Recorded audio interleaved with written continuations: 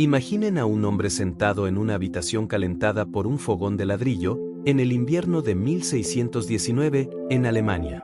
No está descansando. Está sumergido en un estado de profunda concentración, como si el mundo exterior hubiera desaparecido. En ese momento, solo tiene 23 años, pero algo está a punto de cambiar para siempre, la historia del pensamiento humano. Ese hombre es René Descartes, filósofo, matemático, científico, para muchos, el padre de la filosofía moderna. No necesitó un laboratorio grandioso ni una universidad para comenzar su revolución. Solo necesitó una pregunta: ¿y si todo lo que creo es falso? De esa duda radical nació una de las frases más famosas de la historia: pienso, luego existo. Pero detrás de esta frase aparentemente simple, hay una mente compleja, moldeada por inseguridades, aislamiento, curiosidad insaciable y una necesidad casi obsesiva de encontrar certezas en un mundo lleno de incertidumbre. En este video, vamos a adentrarnos en el perfil psicológico de Descartes, no solo como un genio intelectual, sino como un ser humano que luchó contra la duda, la soledad y la presión del mundo para construir un sistema de pensamiento que cambió para siempre la forma en que entendemos la realidad. Analizaremos sus palabras, sus elecciones de vida, sus silencios y sus descubrimientos, utilizando conceptos de la psicología moderna: inteligencia emocional, resiliencia, mentalidad de crecimiento, arquetipos junguianos, complejo de inferioridad/superioridad, mecanismos de defensa y psicodinámica de la motivación. Nuestro objetivo no es juzgar a Descartes, sino comprenderlo, y, a través de él, comprender un poco más sobre nosotros mismos. Porque el viaje de Descartes no trata solo de matemáticas o filosofía. Se trata de cómo una persona puede transformar la inseguridad en método, la duda en fundamento y el aislamiento en un laboratorio mental. Nos muestra que el camino hacia la verdad no siempre pasa por la multitud, a veces comienza en el silencio de una habitación, con una mente lo suficientemente valiente como para dudar de todo. ¿Vamos juntos? Infancia, enfermedad y la formación de una mente interrogadora, la semilla de la duda sistemática. René Descartes nació en 1596 en Francia, en una familia de la nobleza de toga, una clase privilegiada, pero marcada por expectativas estrictas. Desde temprana edad, estuvo expuesto a un entorno de disciplina intelectual y religiosa. Su padre, abogado, esperaba que siguiera sus mismos pasos. Pero la infancia de Descartes estuvo marcada por una fragilidad que moldearía su trayectoria. Era un niño enfermizo y delicado, y por eso fue retirado de la escuela poco después del nacimiento de su madre, quien murió durante el parto. Este trauma temprano, la pérdida de la madre y la salud frágil, es un factor que, según la psicología del desarrollo, puede generar un profundo sentido de vulnerabilidad y, paradójicamente, un intenso deseo de control sobre su propio destino. Creado por su abuela y luego enviado al colegio jesuita de La Fleche, uno de los más rigurosos de Europa, Descartes recibió una educación extremadamente disciplinada, basada en la lógica, la teología y las ciencias clásicas. Allí aprendió latín, filosofía escolástica y matemáticas.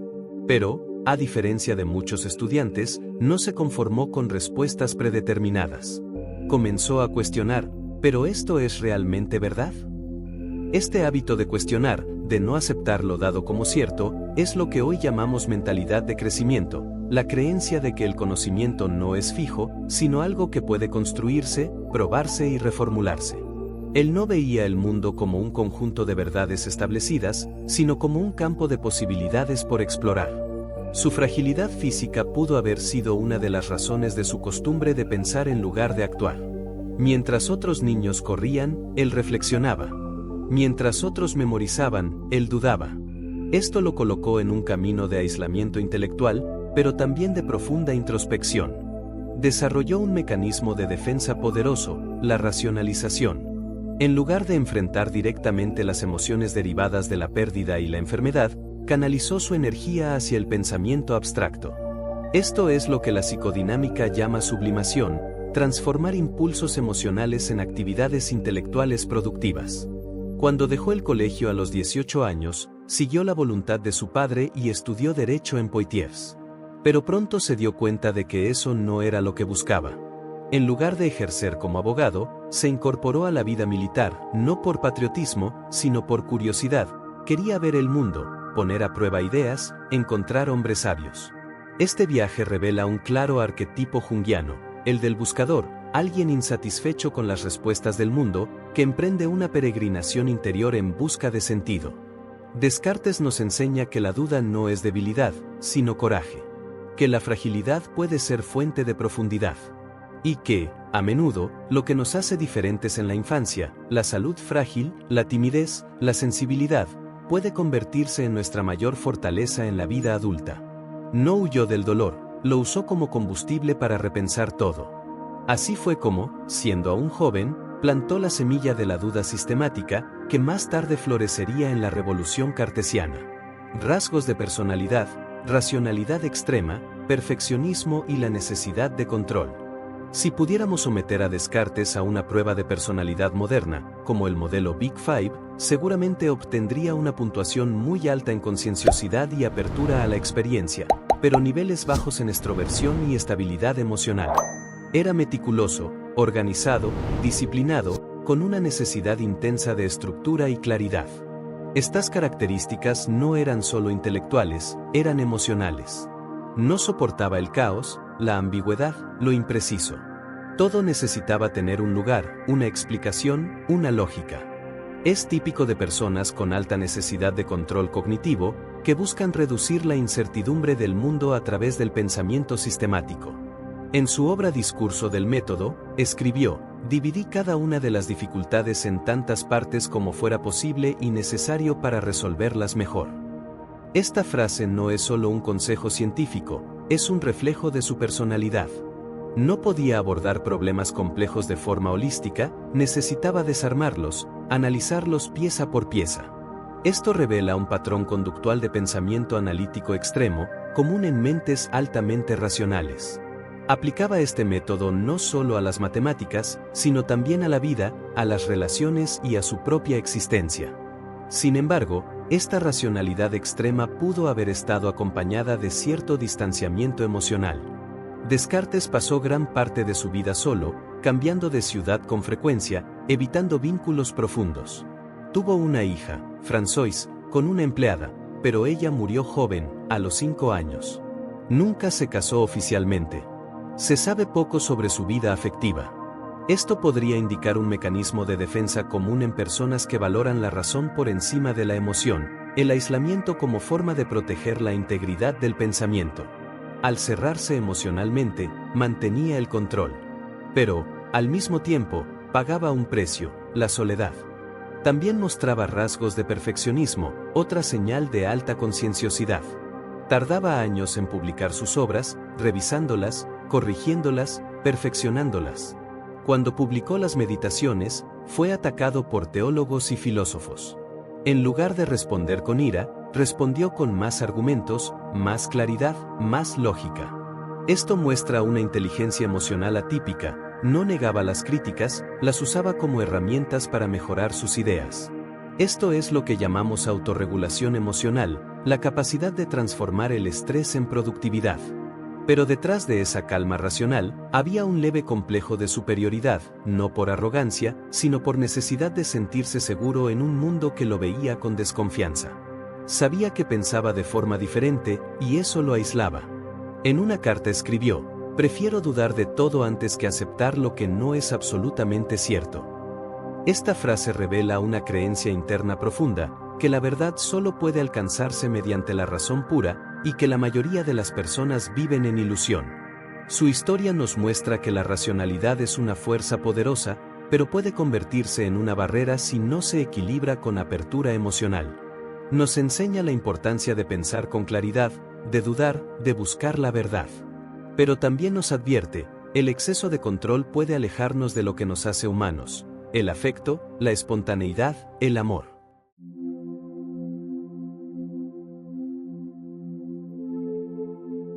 Párrafo 1. Motivaciones inconscientes, la búsqueda de una verdad absoluta como misión existencial. ¿Qué realmente movía a Descartes? Ni dinero, ni poder, ni fama. Era algo más profundo, la búsqueda de una verdad absoluta, inmutable, que pudiera servir como fundamento para todo el conocimiento. Decía: «Necesito certezas, no opiniones». Esta frase revela una motivación intrínseca rara: actuar por un valor interno, no por recompensas externas. Según la teoría de la autodeterminación de Deci y Ryan, las personas más realizadas son aquellas que sienten autonomía, competencia y pertenencia. Descartes tenía autonomía y competencia en niveles extraordinarios, pero su sentido de pertenencia era frágil. Vivía en constante movimiento, cambiando de país, evitando conflictos, manteniéndose alejado de instituciones. Esto pudo haber intensificado su psicodinámica de la motivación: no buscaba aceptación, buscaba certeza. Su famosa duda metódica, dudar de todo lo que pudiera ser dudado, no era solo un ejercicio filosófico. Era una estrategia de supervivencia psicológica. En un mundo marcado por guerras religiosas, la Inquisición y la censura, la única forma de protegerse era construir un sistema de pensamiento que no dependiera de autoridades externas.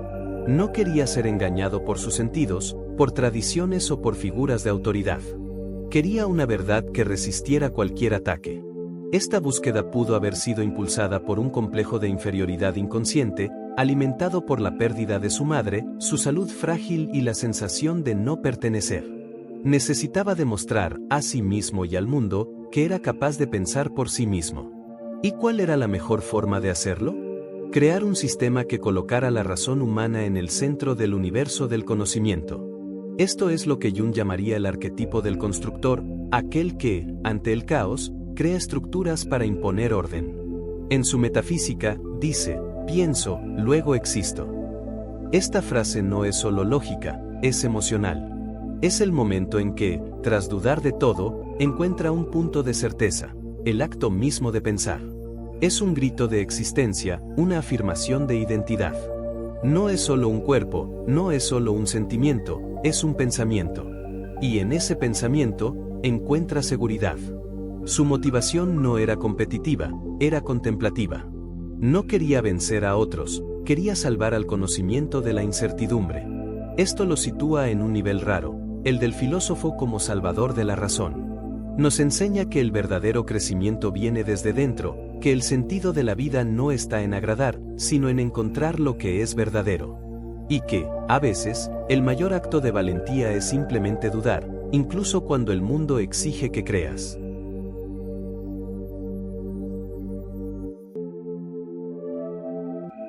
Patrones conductuales, disciplina, aislamiento y el poder de la reflexión solitaria. Descartes tenía una rutina casi monástica. Se levantaba tarde, por su salud, leía, escribía y reflexionaba durante horas. Prefería la noche al día, el silencio al ruido, la soledad a la multitud. Decía: encontré en mí mismo todas las lecciones que necesité. Esta frase revela un claro patrón conductual. Veía su mundo interior como su verdadero laboratorio. Para él, el pensamiento profundo solo era posible en el aislamiento. No era una huida, era una estrategia. Él lo llamaba retiro, un tiempo dedicado exclusivamente a la reflexión. En psicología, sabemos que el aislamiento productivo es una herramienta poderosa para mentes creativas. Personas como Newton, Nietzsche y Kierkegaard también necesitaban silencio para pensar. Descartes no era antisocial, era selectivo. Elegía con quién hablar, cuándo exponerse, cómo compartir sus ideas. Esto es lo que llamamos disciplina consciente, organizar el tiempo y la energía con un propósito claro, sin perder el enfoque. Escribía cartas a amigos, científicos y teólogos, pero evitaba debates públicos. Prefería el diálogo racional, escrito y controlado. En su regla V, dice: todo el conocimiento humano está interconectado. Esto muestra su visión sistémica del mundo, la creencia de que todo está conectado y que el verdadero conocimiento surge de la integración de diferentes áreas. Unió matemáticas, física, filosofía y medicina. Esto es lo que hoy llamamos pensamiento interdisciplinario. Pero este mismo patrón pudo haber generado un cierto cierre emocional. No cultivaba redes de apoyo, no tenía discípulos como Platón o Aristóteles. Su hija murió joven, y nunca habló mucho de ello. En sus obras, habla de la mente, del cuerpo, de Dios, pero rara vez del corazón. Esto puede indicar un mecanismo de defensa, protegerse del dolor emocional a través de la racionalización. Su rutina, sus hábitos, su disciplina, todo esto lo hizo productivo, pero también lo aisló. Nos enseña que el poder de la reflexión solitaria es real, que la profundidad requiere tiempo y silencio. Pero también nos alerta, cuidado con que el aislamiento se convierta en una prisión. El equilibrio entre introspección y conexión es lo que mantiene viva la mente.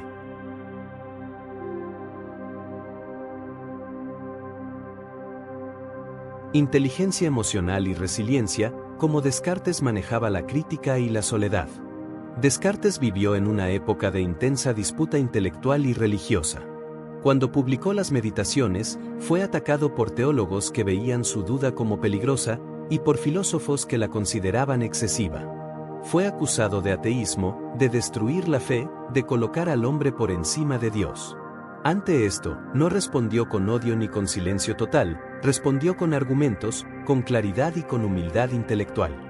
Escribió réplicas, revisó textos, pidió opiniones. Esto es resiliencia emocional en acción. No se dejaba alterar por insultos. Entendía que su obra era desafiante y que cambiar paradigmas requiere tiempo. En una carta dijo: "Prefiero ser comprendido por pocos que malinterpretado por muchos". Esta frase revela un mecanismo de defensa maduro, proteger su visión sin cerrarse al diálogo. No era arrogante, era firme. Sabía que estaba adelantado a su tiempo. En términos de inteligencia emocional, dominaba la autorregulación, pero tenía dificultades con la empatía emocional. Entendía las críticas racionalmente, pero no necesariamente las sentía. Veía las emociones como perturbaciones del pensamiento, algo que debía controlarse, no vivirse. En su obra Las pasiones del alma, analiza las emociones como movimientos mecánicos del cuerpo. Esto muestra cierto distanciamiento, entendía las emociones, pero no las vivía con intensidad. También internalizaba el sufrimiento. La muerte de su hija lo marcó profundamente, pero no escribió sobre ello en sus obras principales. Esto puede indicar un mecanismo de defensa, evitar el tema para no comprometer la claridad del pensamiento. Pero, por dentro, debe haber sentido dolor. Después de todo, era humano. Su historia nos enseña que la verdadera fuerza no está en no sentir, sino en sentir y seguir adelante. Que la crítica no define quiénes somos, define quienes se atreven a pensar diferente. Y que, a veces, el acto más valiente no es responder con ira, sino con claridad. Descartes eligió vivir para la verdad. Y en eso, encontró su mayor victoria. Arquetipos mentales: el pensador, el escéptico y el fundador de un nuevo mundo. Según Carl Jung, todos llevamos dentro arquetipos, figuras universales que moldean nuestro comportamiento. Descartes encarnaba tres con intensidad: el pensador, el escéptico y el fundador. El pensador busca la verdad a través de la razón. El escéptico duda de todo para encontrar lo sólido. El fundador crea un nuevo sistema, un nuevo comienzo. Estos arquetipos no son elecciones, son llamados internos. Y Descartes los vivió con total autenticidad. No fingía dudar, dudaba de verdad. No fingía pensar, pensaba con intensidad. Y no creaba teorías por vanidad, creaba para salvar el conocimiento. Veía el caos del mundo intelectual y sentía el deber de imponer orden. Es típico de mentes visionarias, no soportan el desorden. Necesitan clasificar, explicar, reconstruir. En su geometría analítica, unió álgebra y geometría, una revolución. En su filosofía, separó mente y cuerpo, una ruptura con el pasado. En su ética, propuso vivir con sentido común, coraje y claridad. Esto revela un arquetipo del innovador, aquel que rompe con lo antiguo para crear lo nuevo. También cargaba el arquetipo del héroe solitario, el que camina solo, enfrenta dragones intelectuales y trae el fuego de la verdad a la humanidad. Sabía que su viaje era solitario, pero no se rindió. En una carta escribió: "Prefiero caminar solo que caminar con quienes no piensan". Esto muestra que, detrás de la racionalidad, había coraje, convicción y propósito. Su vida es un recordatorio, todos tenemos arquetipos dentro. Lo importante es reconocerlos, honrarlos y usarlos para servir, no para dominar. Descartes eligió servir a la verdad. Y en eso, encontró inmortalidad. Lecciones para el crecimiento personal, como cultivar el coraje de dudar en el día a día. ¿Qué podemos aprender de Descartes para nuestra vida moderna? Primero, que dudar es un acto de coraje, no de debilidad. Segundo, que la claridad proviene de la simplicidad, no de la complejidad. Tercero, que la verdad no se da, se construye, paso a paso. Y cuarto, que el silencio puede ser más poderoso que el ruido. ¿Podemos desarrollar esto? Sí. Podemos entrenar nuestra mentalidad de crecimiento, creyendo que podemos aprender de nuestros errores. Podemos practicar la inteligencia emocional, aprendiendo a regular nuestras emociones y usar la razón sin reprimirlas. Podemos cultivar resiliencia, entendiendo que la crítica forma parte del camino. Y podemos identificar nuestros arquetipos internos. ¿Quién somos en el fondo? ¿El cuestionador? ¿El protector? ¿El visionario? Descartes no era perfecto. Era solitario, rígido, a veces distante. Pero era auténtico. Y eso es lo más raro. No se adaptó para agradar, transformó el mundo con sus ideas. Entonces, te pregunto, ¿qué parte de Descartes vive en ti? ¿El pensador que duda de todo? ¿El escéptico que no acepta respuestas predeterminadas? ¿El buscador que quiere encontrar su propia verdad? Independientemente de la respuesta, recuerda, no necesitas ser un genio para ser significativo. Solo necesitas coraje para pensar, actuar y sentir con autenticidad. Como él dijo, el sentido común es la cosa mejor distribuida, pues cada uno piensa que lo posee en abundancia.